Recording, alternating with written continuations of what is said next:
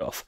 Candy, what you been doing, mate? I've got a bit of a happier one, so we'll take it back up a little notch. And I watched a film called We Have a Ghost on Netflix. Is that hard-hitting historical that's drama? The one, yeah, that's the one. No, this is a family-friendly supernatural comedy written and directed by Christopher Landon and starring David Harbour again as Ernest the Ghost. He's good. Oh yeah, Daddy Harbour. So now we know why. Yeah. She's on this big Harbour trip, isn't she, lately? She's going to come back next week going, I've watched the newest Hellboy. I don't know what people are moaning about. Do you know what? I did watch the newest Hellboy, and I don't know what people are moaning about. I liked it. Shit.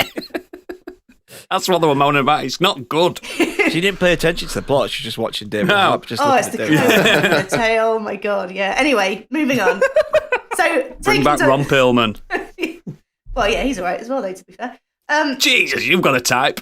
Big chins, strong jaws. So going back to We Have a Ghost, so taken directly from Wikipedia, the plot says, after discovering that the new home is haunted by a ghost named Ernest, Kevin's father creates a YouTube channel and makes the ghost and his family internet famous. However, when Kevin and Ernest start to uncover the truth about Ernest's past, they become the target of the CIA. This has kind of bang average reviews online, but I actually quite enjoyed it, and it's not just because of David Harbour either. That you've got really bad taste in films. I think that, I think all evidence suggests that might be the case.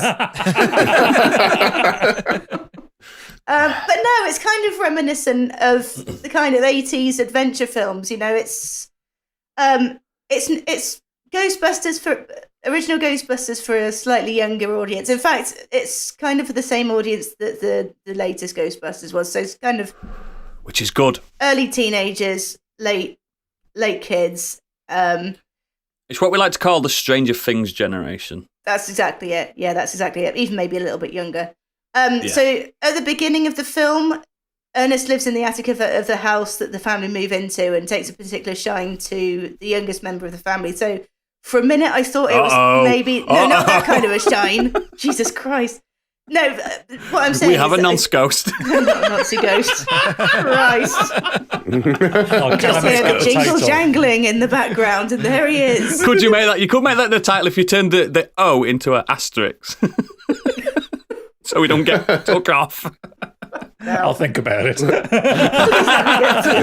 about that in the cutting room, mate. Turn it to Jimmy Somerville. Oh. Was he the lead singer of one of the... the Scottish guy. Anyway, now what I was going to say is I thought it was leaning a little bit too heavily on Beetlejuice, going back to the 80s thing, but actually... On what? Beetlejuice. On what? Beetlejuice. Oh, she's done it 3 times. Here he shall be. Run. I'm glad you played into that. I'm glad. Actually, it took me till the third go to realise what was happening. No, really? Wait a minute.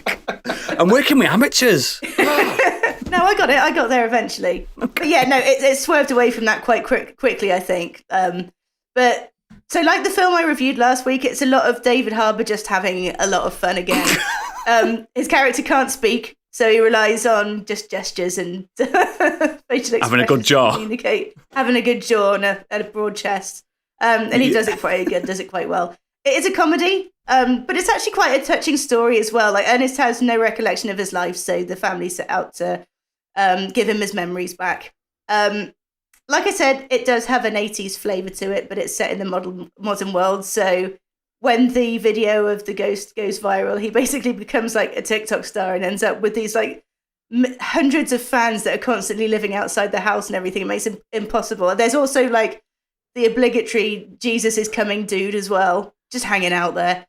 But it's pretty fun. Like Christopher Landon is famous for his horror comedy movies. So he did Happy Death Day, Freaky. And Scout's Guide to the Zombie Apocalypse. He also wrote a handful of the Paranormal Activity films as well. But this is way more toned down. There's way less gore and babies getting scares. ragged out of beds. Yeah, not that kind of thing. So A like lot less of that. yeah, so it is definitely if you've got older kids or younger teens, it's fine to watch them. It's a good family. Stig's writing it down for his little thing. I'll admit to Amelia's, yeah. Yeah, she'll Yeah, probably enjoy it. exactly. Honestly, yeah.